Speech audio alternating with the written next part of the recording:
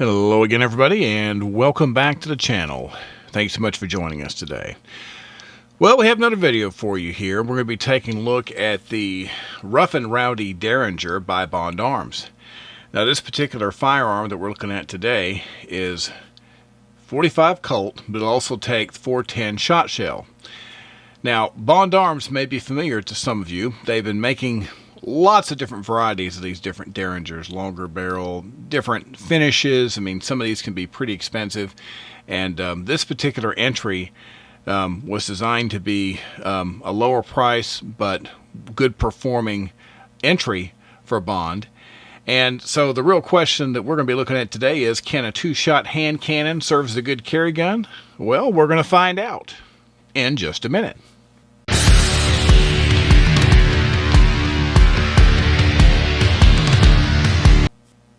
All right, once again, thanks for being with us. If this is your first time coming to the channel, well, we thank you so much for joining us. If you've been watching our videos regularly and you're back, well, thanks for coming back and supporting us. We appreciate it. If you've been watching the videos and you haven't had a chance to subscribe yet, and you like our content, please consider doing so. It's one thing you can do that's real simple that helps us out a whole lot. And if you decide to do that, there's a little subscribe button right there. You can do it on the computer, or you can scroll down below the video and do it on a mobile device, and we thank you either way. So let's jump right into it. Bond Arms. All right, well, this company's based in Texas, and they make these guys right here in the U.S., and they have been known for quality, and they make a variety of different little guns like this. If you really want to have some fun, go to their site and check it out, because they've got so many options, it's kind of dizzying to look at them all. But today we're focusing, as I said, on the Rough and Rowdy here. And this is a 45 Colt 410. And we'll get into the specs here in a minute, of course. But we always like to do a little size comparison. And once again, this is only about, comparing something's approximate size and weight. For me, this is going to be a pocket gun. And so my answer to that is going to be one of my favorite little pocket guns, which is my little Beretta Tomcat. Now, of course, these guns are, not similar in any other way other than size and weight. But that's what this is about, just to kind of give you an idea of what it would feel like. This gun's been around for a long time, so there's probably enough people who have held something similar to this. That's kind of what the weight is going to be like on the little Bond Arms Derringer there. And that gives you a pretty good idea of what that little guy is going to feel like if you got it in your pocket. All right, we're going to jump into the features here. And of course, before we do, we want to take a moment and thank our friends over at Don's Weaponry for providing us this beautiful example of this Bond Arms Rough and Rowdy Derringer today for our tabletop review. Don's Weaponry is a huge supporter of firearm safety and education, and we cannot thank them enough. So, all right. Well, once again, this is a Derringer, and if you've ever had any experience with these at all, you know the idea behind these. They're low capacity, kind of small pocket guns, what I like to call a get-off-me gun. Close range, and because of the different variety of calibers that you can get, obviously you can get what you're comfortable with. I have been wanting to try out something that actually used a shot shell for a long time, just because I haven't got to do it, and so that's why my focus went to this one. But let's talk about some of the features of this gun real quick. Now, once again, it is a Derringer, so don't expect a lot of crazy things. Like you look at your sights, you have a very basic, steel post on the front, and you have a small notch in the rear. And just from experience, these aren't going to do you a whole lot of good anyway. This is a very close range gun, but looking here, you can see that you have this lever right here. That is how you break the barrel open, is by pushing that down, and the barrel rotates up like this. So you can access it for loading and for unloading. You do have your lever here, the assist, so the cartridge, you can push that to push the cartridges out to help you with that. When you do have cartridges exited, make sure that you push this back down. It will go down if you force it, but it's better not to risk bending that. Just make sure it's down before you rotate it back into place. Now, of course, you've got your trigger here. We'll talk more about the trigger behavior whenever we get to the range section. It has a cross bolt safety. You can see right here You can see the red shining through, that it's in firing condition, and you simply push that button, see to the left, and now the firearm, of course, is safe. And of course, once again, you can see the red, it is back to firing configuration. So here's the hammer. Now let's talk about this for a second, because it's what they call a rebounding hammer. And of course, this is a single action pistol. It has 2 shots, but the way it works, you may be wondering, well, how do we get the different barrels to shoot? How does that work? How do I pick which barrel? Well, you sort of do and you sort of don't. Let me show you what I mean. If you pull the hammer back, and once again, we just showed you we were clear, but we're going to do it again. You can see that we are totally empty, so we're totally safe to do this experiment. So when I pull this hammer back, I cock the hammer, you can see, looking down in here, and I'm going to put a light on this to help you a little bit, you can see this plate right here. You see there's a gap, and then there's a plate. Note the spacing that's in this gap at the moment. Okay? If you release the hammer and it fires, it'll go back to this half-cocked position after it fires once. Well, then when you cock it again, if you'll notice, that little plate has moved closer to the top of the hammer. That space is smaller right there. And what's happened is that face is on a cam. And so every time you cock it, it moves back and forth, back and forth. And if you look down in here, you can see the pins. With the light, you can see there's another pin down in there. So there's this one on top, and then you can see there's another pin down there on the bottom. So depending on what position the cam rotates, whether it's up or down, will depend on whether you're firing the top barrel or the bottom barrel. So obviously, if your intention is to fire one or the other, you would need to cock it to where you've got the plate correctly. Like right now, the plate is set to fire the bottom barrel. If I didn't want to do that, I could release it and cock it again. Now you can see the space has been closed up. It's going to fire the top barrel. And that's how it works. It's also extremely safe configuration, because with this rebounding hammer, the gun is always in a condition where it's not going to fire after you take a shot. So that way you can immediately rotate the barrel, and it's safe for loading and unloading, knowing that the gun is not cocked. Of course, you've got a rubber grip, pretty substantial grip on this thing. I mean, this is pretty thick. Back of the grip here, this whole area is pretty thick. So you can get a couple of fingers in there pretty good. Once again, this is a Derringer, so you're not, don't expect to get anything other than those fingers in there, because that's what this is designed to do. But, looking it over, it's a pretty simple design. You are able to change the barrels out on this. Because when we talk about the features, this is a stainless steel double barrel and frame.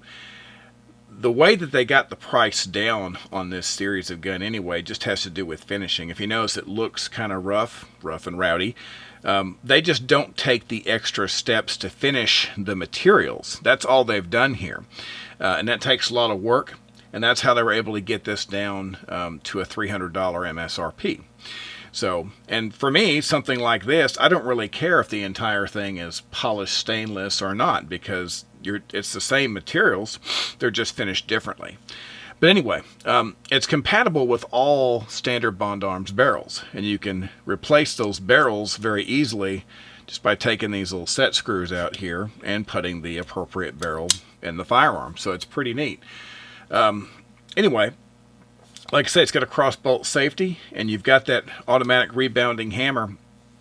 So it's a pretty safe little setup. It's pretty easy to operate. And with that hammer setup, it's pretty, it's a pretty safe load and unload situation. And so I feel pretty good about something like that going in the pocket. Well, let's get to the part that we all want to talk about here, and that's the range. So, okay, I set my expectations as realistically as I could for something like this. Now, the one big problem I ran into was trying to get my hands on any kind of quantity of 45 Colt. That is just, there's a lot of rounds that are hard to get right now, and I actually have a little bit of 45 Colt in my collection, and so I indeed dug into my own stash there to get a few shots off. But where I really had more fun was with the 410 shot shells, and I have plenty of those, and I can get plenty of those. So I focused more on the shot shells because I think that's the way I would carry it anyway. And I'll explain why in a minute. But anyway, let's just talk about it, about the shooting experience. So once again, you know, it's going to be in this half-cocked position.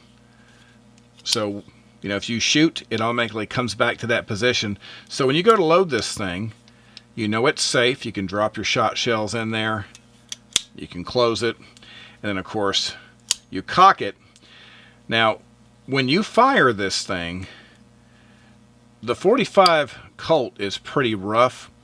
You know, you can tell that you've got a lot of energy coming out of this little gun, and you can feel it in your hand. But where I can really feel it is my knuckle.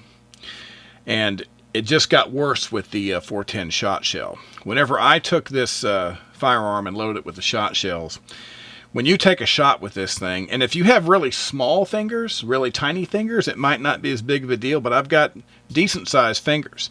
And no matter how I hold this thing, no matter how I try to keep my fingers back, when this thing fires, you know, this part goes into my knuckle and I can really feel it. Now, it didn't break the skin. It didn't cause me to bruise or bleed or anything, but man, you can feel it. When you fire this thing, you know you've done something. So the fact that you have 2 shots, you know, that's probably a good thing, because I don't know how many shots in a row I could take with something like this and be really comfortable. But once again, the whole idea behind something like this, it's a small powerhouse. Some people carry guns like this as a backup. They have a regular carry weapon and they put something like this in their pocket as kind of a last-ditch effort. And so going back to the choice of ammo I was talking about, for me, I would probably use the shot shell over using the 45 Colt for a couple of reasons. Number one, 45 Colt, like I said, is not very easy to get right now. But number two, the 410 shot shell, if you're not a terribly good shot, obviously, with a shot shell, your aim isn't going to be as critical. And with a small gun like this, you can focus really hard with a lot of discipline, and getting any kind of grouping with a gun like this is extremely difficult. I don't care what kind of a shooter you are. So if your idea is to be able to get on target, the shot shell obviously has, you know, multiple projectiles inside of that shell that will go to the target. So you can definitely hit your target a little bit easier using the shot shell. And I think for its design purpose, it's very effective. Now, once again, remember, you can get all kinds of different barrels. You can change this out if you want to do this in 357 or, you know, 9mm, whatever. You can literally make this into anything that you want to. But I like the idea of having a shot shell in something like this because it's a lot of power and a small package. And it was extremely reliable. You know, once again, it's very simple design. You know, you pull back the hammer. In this particular case, bottom barrel's going to go first. You take a shot, and then you come back, and then we'll get the top barrel. And you can do whatever order that you want to. You know, if you feel like you wanted a certain barrel to be the first one, you could, you know, stage this trigger, you know, cock it to where you have it in the position you want for whichever barrel you want. And there are people who do that, especially if they're competitive shooters. But anyway, that is your basic overview of the range. Like I say, it's a small little hand cannon, and you can really feel it. So this isn't something I would spend a long time shooting for practice because there's not much point. It's not like you're going to achieve a great amount of accuracy out of this gun no matter what, because it's not designed for that. but it's extremely reliable. It's very easy to use, and I feel 100% confident carrying this, knowing it's going to do what it's supposed to do. So what's it like to carry the little rough and rowdy Derringer as a carry gun? Well, once again, to me, this is strictly a pocket gun. There are some cool holsters available. Bond Arms makes some really nice belt-mounted holsters that can go in horizontally, kind of quick release, if you wanted to carry it on the waistband. For me, this is a pocket gun, and so I tried this a couple different ways with pocket carry. And the first way was just in my pocket, just all by itself. With the configuration, this is the kind of gun that, you have an extreme amount of pressure pulling on that hammer. So inside my pants, I wasn't really worried about this hammer just accidentally getting cocked. Plus I keep the safety on something like this. But the problem was it rotates in the pocket a lot, and so if I actually had to go grab it, depending on which way it was facing, I don't want to have to grab it upside down or something like that. So, dropped it in a sticky. That solved everything. And there's lots of other ways of using these little small holsters besides a sticky, but dropping it in a sticky solved everything because it held it straight up and down, and I can pull it out very quickly, and then I can actually just reholster it right back in the pocket very quickly too. I got several sizes of stickies that work well for it, but it's pretty simple. And with it in your pocket, this is, like I said, it's a very small gun. If you have it something like a sticky to where it's going to hold it upright, the weight's not really an issue, so you're not really going to think about it being there a whole lot. Now, if you're wearing jeans and your jeans are, if they're snug, then of course it's like having anything else big in your front pocket. If you had a big wallet in your front pocket or a phone in your front pocket and your jeans are, firm fitting, this is going to be the same way. Now, I tend to wear a lot of dress pants, and I wear a lot of, khakis, and my pants usually have got a little room in those pockets, and they're bigger, and so I get really good results with stuff like this, stabilizing inside the pocket. But like I say, there's a lot of other good options too, so you don't have to limit yourself. But I was able to do that with extreme comfort, and it was easy to access the firearm and get it out and draw the firearm at the range. And so I really like using something like the sticky. If I get something on the belt, I'm going to try that too. But for me, like I say, primarily it's a pocket gun, and that's how we tested it, and it was extremely comfortable. So overall impressions of the Rough and Rowdy Derringer by Bond Arms. Well, like I say, I'd had a little experience with Bond Arms before because I'd actually got to shoot some of their other Derringers in the past. And I was surprised at how expensive some of them were. And when I looked at this entry here, I thought, well, for a MSRP of $300, this is actually not bad. I've got the option to, in this configuration, 45 Colt 410 shot shell. You can change it out with any standard Bond Arm barrel if you want to do a different caliber. So that's really nice. And it's easy to do. The guns are easy to load. The controls are very simple. It has a very simple safety system on it that's very effective. It's a nice little gun. And they're made really, really well. If you look it over, like I say, the finish on this gun is purposely not like the barrel and not like their higher end spec Derringers on purpose, because that's the whole idea, was to get this price down for you. And for me, I have some guns in the safe that are really pretty and they're really shiny, and I guess you could call them safe queens, even though I shoot every gun that I have. But I have a lot of firearms that the finishes aren't that great, and I don't care because they're guns. At the end of the day, it's a tool, and I'm not really concerned about something like the finish if it gets that within a really, really good price the way they've done with this. So I think they've really done a good job of giving something to people at a good price with solid features. So if you're going to carry a 2-shot hand cannon, this is a really good way to do it. Like I say, be advised that you're going to feel it once again, when we talked about the range, this is a very small platform in your hand, and when you fire this gun, you're going to feel it. So if you spend a lot of time shooting this, then expect to feel the results in your hand. But it was easy to carry, it's easy to operate, and I can see why Bond Arms Derringers are so popular, because it's a really nice piece of equipment for the money. So as far as I'm concerned, thumbs up. All right. Well, that is going to do it for today. We really appreciate you being with us as always. We're going to be back very soon with you with another video. So until then, as always, everybody stay safe and have a great day. Thank you.